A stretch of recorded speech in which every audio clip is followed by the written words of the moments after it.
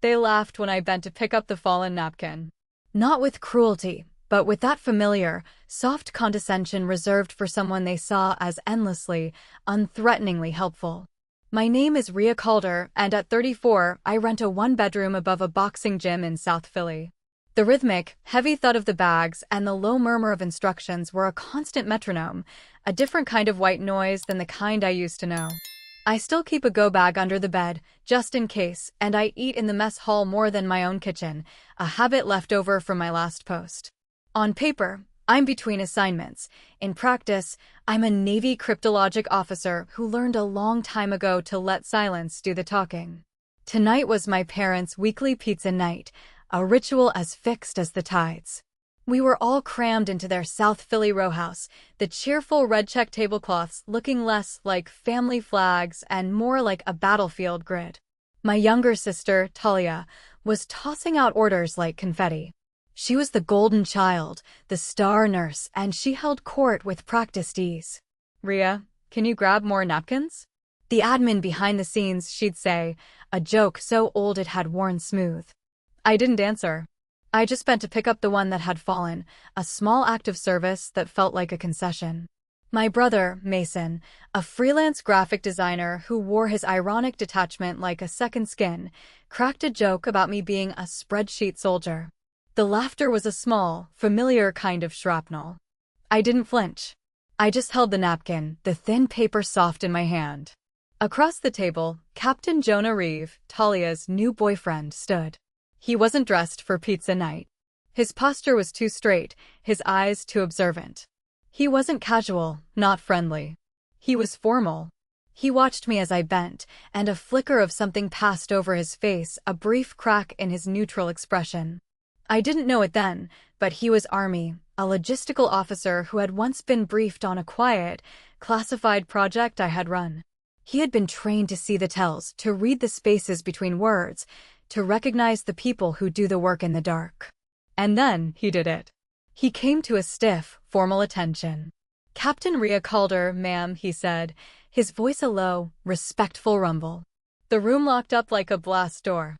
The laughter died. The cheerful air curdled. My father's hand, reaching for a slice of pepperoni, froze midair. My mother's smile, a practiced, gentle thing, disappeared. Talia, for once, was speechless, her mouth a small, shocked O. My brother's face, usually so glib, was suddenly naked with confusion. The silence wasn't a pause, it was a character. A heavy, suffocating presence that filled the room.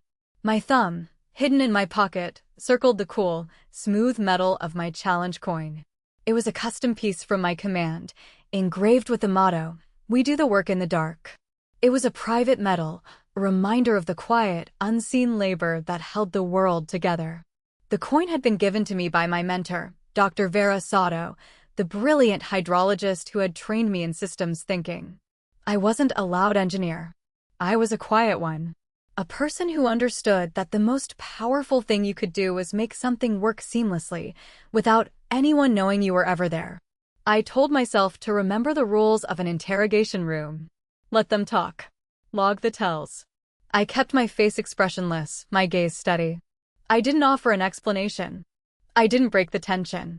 I let it hang in the air, a physical thing. My family had spent a lifetime defining me by my utility. Now, in the face of my real life, they were lost. I counted the seconds. I counted the exits. I was no longer an invisible family member. I was a question mark in my own home. And for the first time, I had the power not to answer.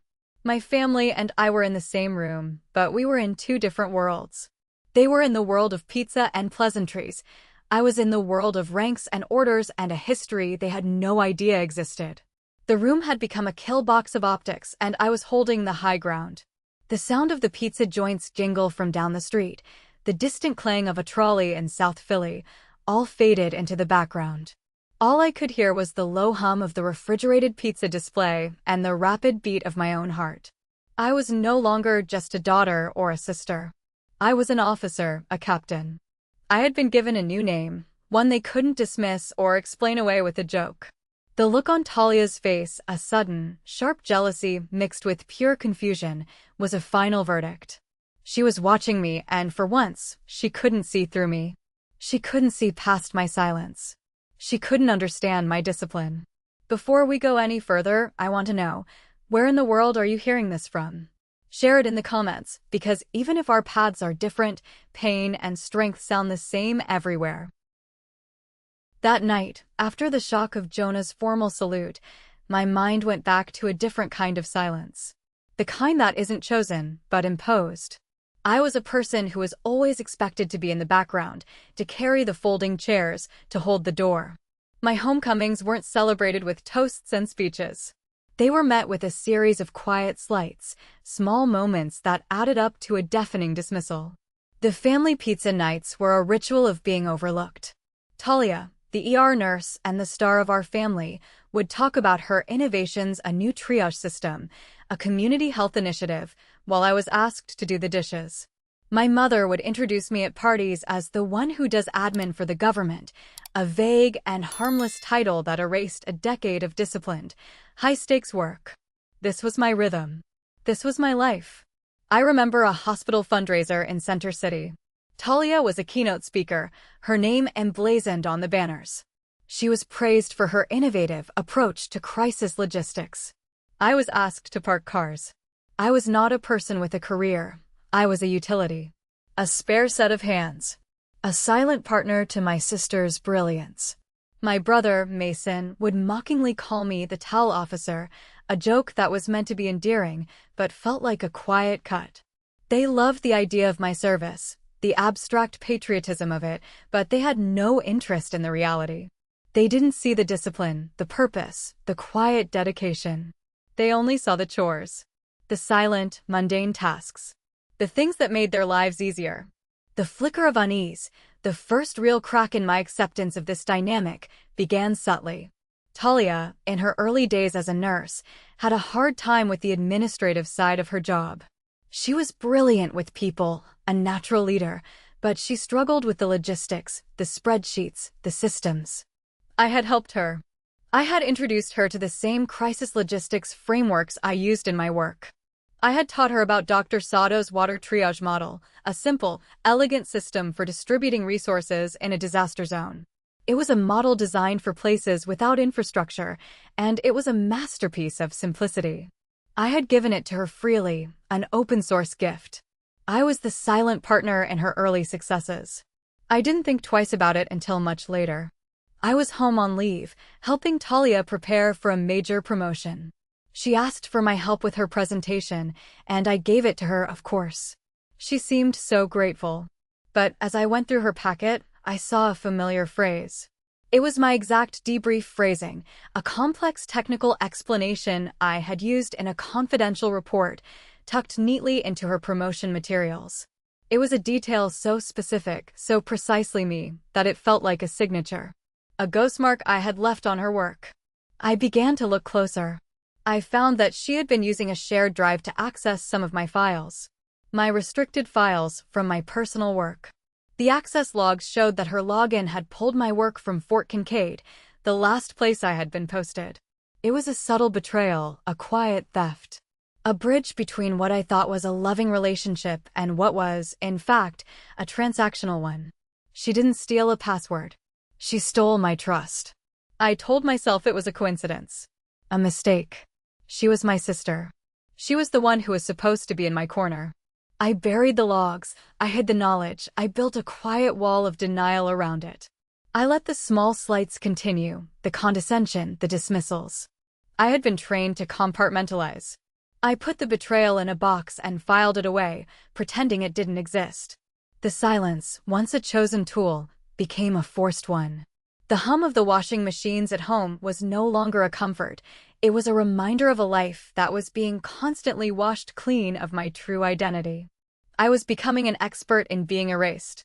I knew, somewhere deep down, that the quiet slights were a prelude to something bigger. A small crack in a wall that was about to come tumbling down.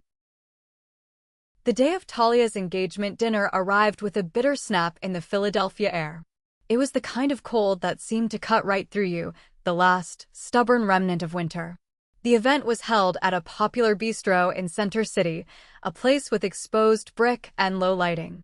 It was crowded, and the air was thick with the scent of roasted garlic and red wine. Talia's friends were everywhere, their phones out, a constant flicker of light as they live-streamed the event. My parents, siblings, and I were seated at a large, ornate table, a single, central point in a room of noise. I had a seat in the back, a position that felt familiar, like the rear of a tactical formation. I was a guest, but also a ghost. I wore a simple black dress, one that was designed for invisibility, not for glamour. I watched as Talia and her fiancé, a man named Noah, made their rounds, their faces lit up by the warm glow of the room and the flash of a dozen cameras. I had come, as I always did, out of a sense of duty, a need to show up, even when I knew I wasn't really a part of the picture. I sat there, my hands clasped in my lap, feeling the low-frequency hum of the city's power grid vibrating through the floor, a sound that in my head became the static of an unresolved transmission. The toasts began. My father offered a sentimental, rambling speech. My brother, Mason, a joke about Noah taming the Yar. And then, Talia's turn. She stood, her glass raised, her voice a practiced, sweet cadence. "I want to thank my family, especially my big sister, Rhea," she began. My shoulders stiffened. I knew what was coming. Rhea is our quiet hero. She's so humble, you'd never know what she does. She never deployed anywhere that had real weather. But she's the one who gave me the idea for my disaster water algorithm. It's a genius tool, and it's saving lives. She was talking about my work, my ideas, the things I had given her in quiet confidence, and she was framing them as her own. The room, packed with donors, colleagues, and family, turned to me. 100 pairs of eyes, all waiting for my reaction. I felt my pulse hammer in my ears, a frantic drumbeat against the silence. My hands, still in my lap, went cold, the blood draining away from them. My jaw, I realized, was relaxed. I hadn't clenched a muscle. It was an involuntary act of discipline, a muscle memory I had spent years cultivating. I did not flinch. I did not move.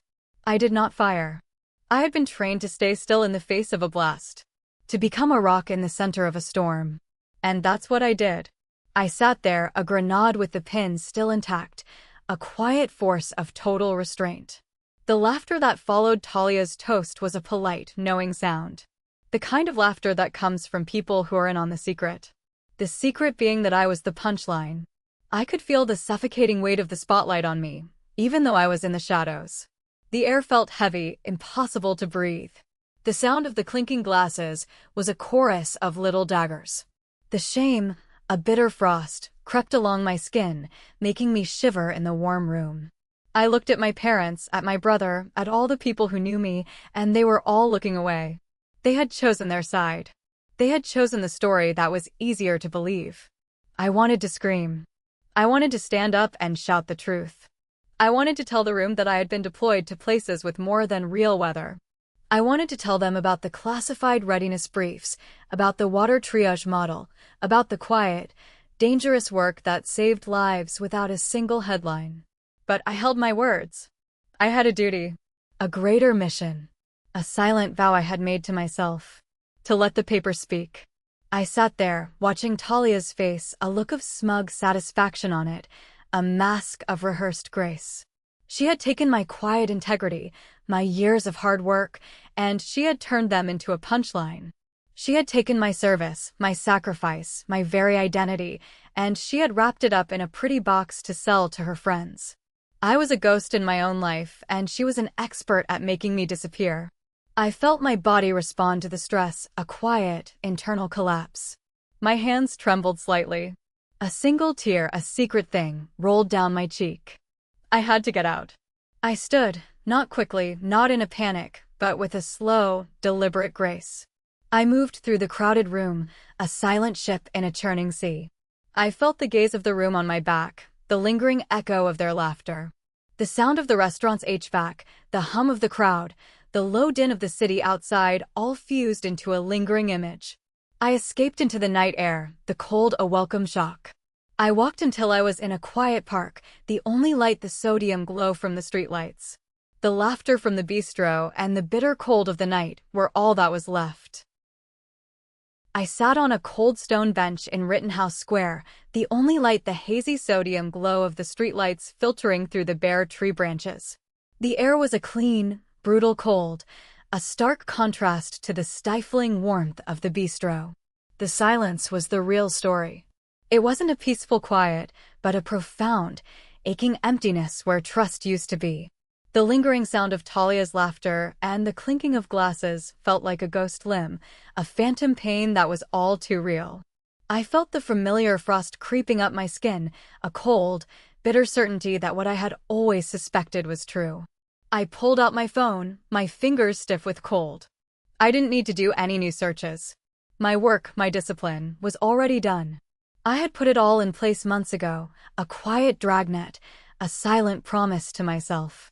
I opened my personal cloud drive, a sterile, secure place filled with my digital life. I found the forensic file I had created, a cold, hard document of betrayal. I scrolled through it, my mind working like a machine. I saw the access logs from Talia's device, showing that she had, indeed, accessed a file I had named Calder_Kestrel_V7, my personal design model for a water triage system. The file, I knew, was a Trojan horse. It was filled with my own data, but also with a cryptographic ghost mark, a tiny, non-visible compass rose hash that I embedded into all my work. It was a kind of watermark, a secret signature that only I could read. I found the presentation file that Talia had used to get her promotion. The one that was filled with my debrief phrases, my exact language, my ideas. I ran a quick search, a simple code. The ghost mark was there. It was a single, undeniable piece of evidence. Not an accusation, but a fact. It was a digital fingerprint that proved, without a shadow of a doubt, that she had taken my work and claimed it as her own. The flicker of doubt I had once held was gone. The crack in my family dynamic, the one I had ignored for so long, had just become a chasm.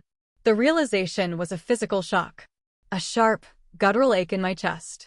The world went silent, not with peace, but with the sound of a universe collapsing. It wasn't just a career. It was a decade of my life, a decade of my quiet sacrifice, a decade of my trust. All of it gone. The silence was a character in its own right, a heavy presence that filled my lungs and weighed on my soul. It was the sound of a personal loss that had no name. I had lost a sister. I had lost the family I thought I had. I had lost my own innocence. And I was left alone with the wreckage. Have you ever stood inside this kind of silence, where trust collapses? If you have, you already know what I felt. I didn't cry. Crying felt like a surrender. Instead, a new feeling took hold. Not rage, but a cold, burning clarity. My life had been an act of service. My work had been a quiet, disciplined effort to do good in the world. And she had taken it. She had stolen it and repurposed it for her own gain. This wasn't about revenge. It was about something bigger. It was about honor. It was about justice. My private vow was not to burn her world down, but to let the paper speak. I would not shout. I would not scream. I would not go public. I would simply stand up and let the truth do its work. My time in the shadows was over. It was time for a new kind of discipline. A quiet, decisive action. My hands, once trembling, were now steady. I was no longer an observer. I was a force. A quiet one, but a force nonetheless. My silence was a reconnaissance mission. For 2 weeks, I did nothing but watch. I watched Talia's social media, her polished professional profiles, and the commentary sections on the news sites that had covered her promotion. The narrative of the golden nurse and her brilliant algorithm was spreading. She had successfully taken my quiet, disciplined work and repurposed it as her own. The flicker of public shame from the engagement dinner was now a quiet acceptance, a settled consensus. Everyone believed the lie. I let them. I knew that the truth, when it finally emerged, would hit with the force of a detonated charge. My strategy was simple: facts do the work. My training had taught me that the most powerful form of truth isn't an accusation, it's a contradiction. I was looking for a single, undeniable piece of evidence, a fatal flaw in Talia's narrative that would bring the whole house of cards down. I found it in an unexpected place, a message from Priya. Priya was the compliance chief at Talia's hospital, a principled woman with a quiet, decisive authority. I had met her briefly during a family hospital visit, and I had a feeling she was the type of person who believed in rules and in a job done correctly. Her message was short and to the point. I can't ignore the audit trails anymore. We met for coffee in a small, out-of-the-way cafe in a quiet neighborhood in D.C. The air was thick with the scent of coffee and the low murmur of conversation, but my attention was fixed on Priya. She was nervous, her hands trembling as she held her cup, but her eyes were clear.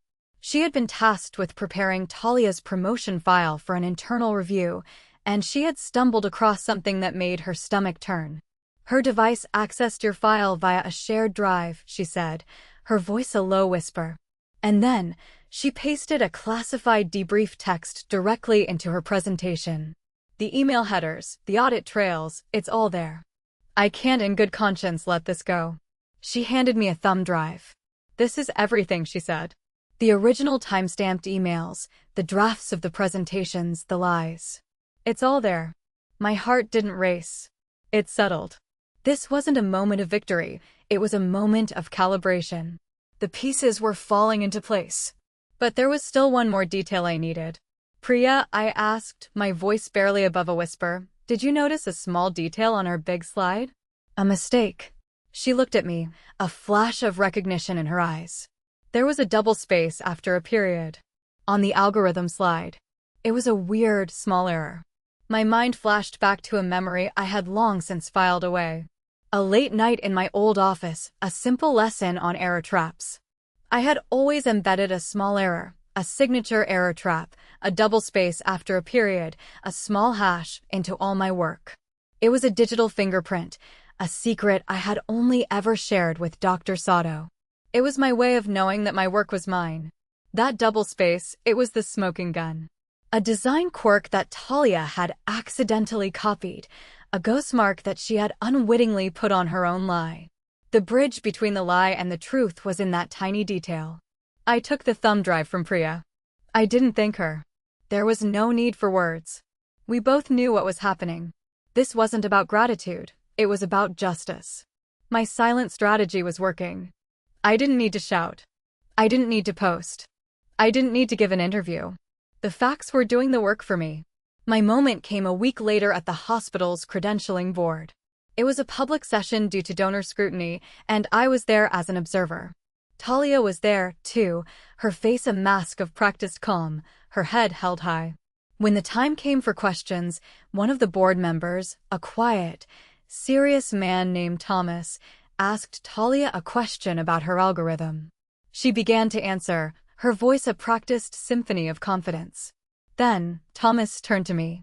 Captain Calder, he said, his voice a low rumble, can you confirm that the cryptographic hash on this slide is a known error trap, and that it belongs to you? The room went silent. All eyes were on me. I looked at the screen, at the projector magnifying the tiny, almost invisible double space. I looked at Talia, whose face had gone pale. I looked at Jonah, who was sitting in the front row, his face a mix of shock and understanding. I didn't have to say a word. I simply nodded. My presence, my discipline, my quiet observation had led to this moment. They had misread my discipline. They had mistaken my silence for defeat. And in that moment, the balance shifted. My voice, low and steady, was a verdict. All facts are already on record. Then I yielded the floor. The immediate aftermath was a whirlwind of noise I chose not to engage with. The room at the credentialing board erupted. Reporters scrambled, cameras flashed, and the low hum of the crowd turned into a panicked roar. Talia, her face a mask of shock and fury, was led from the room. But I didn't linger. I walked out of the building with the same calm deliberation I'd used weeks earlier. I didn't give a statement, I didn't answer a single call from reporters, and I didn't post a thing on social media. My silence had been a weapon, and now it was a boundary. The war was over, but the work of building a new peace had just begun. My recovery was not a sudden event, but a disciplined, purposeful rebuild.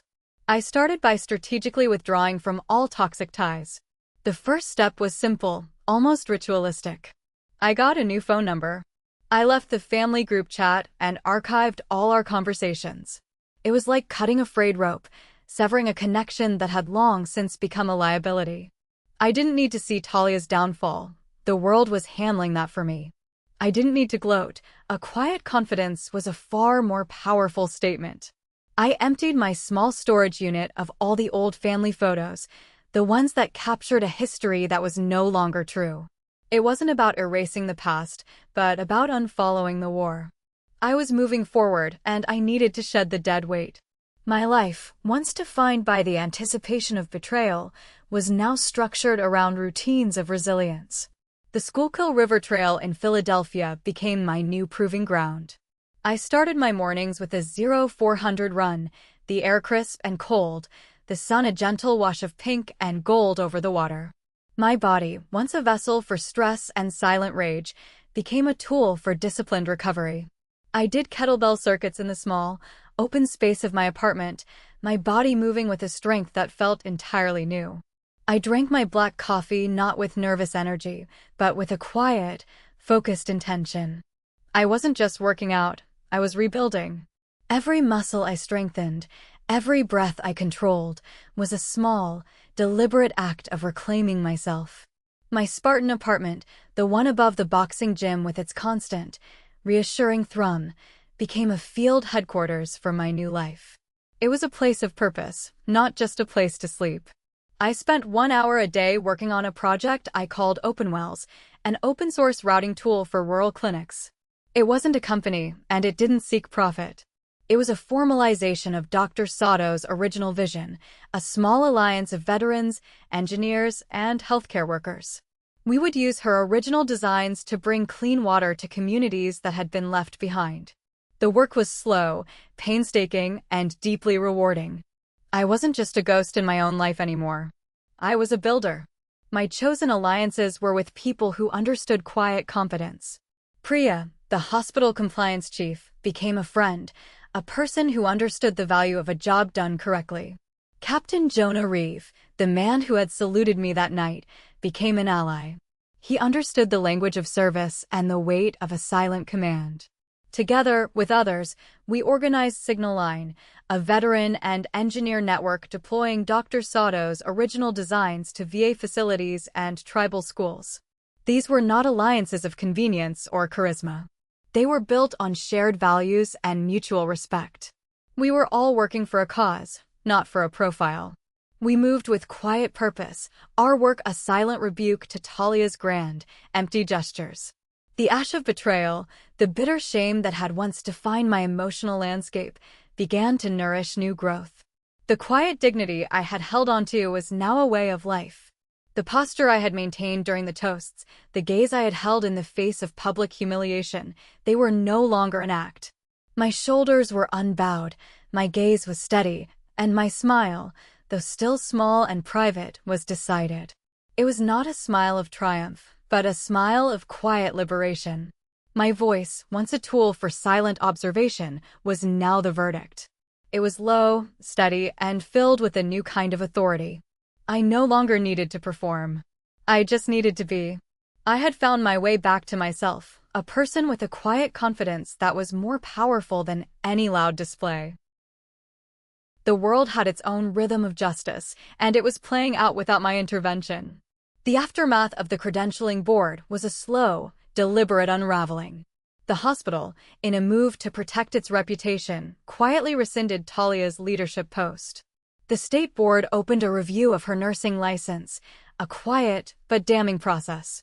The Hydrian-style vendors, the ones who had capitalized on Julian's lies and Talia's deception, began to retreat from the public eye.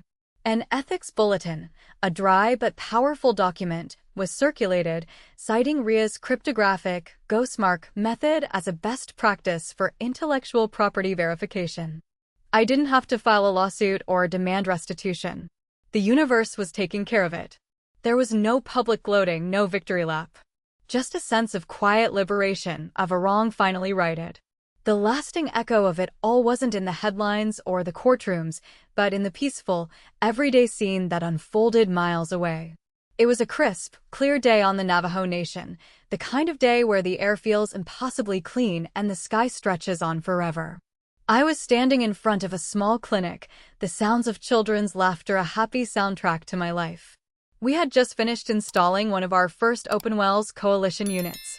It was a simple, elegant piece of equipment, a perfect copy of Dr. Sato's original design, down to the tiny, engraved notch on the housing. The children gathered around the new tap, their faces lit up with a mix of wonder and excitement.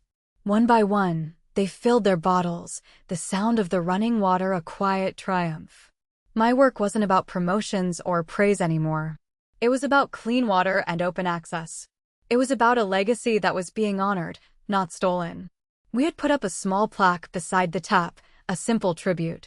It read, Dr. Vera Sato, 1989, water belongs to everyone. I reached into my pocket and touched the bent brass whistle on my keychain. It was no longer a symbol of betrayal or a reminder of a warning I had missed. It was a symbol of peace, a reminder to always lead without a shout. I had come full circle. The public humiliation that had started it all was now a distant memory. The woman who had been a ghost in her own life was now a quiet force for good, a builder, an ally. The ash of my old life had nourished a new one.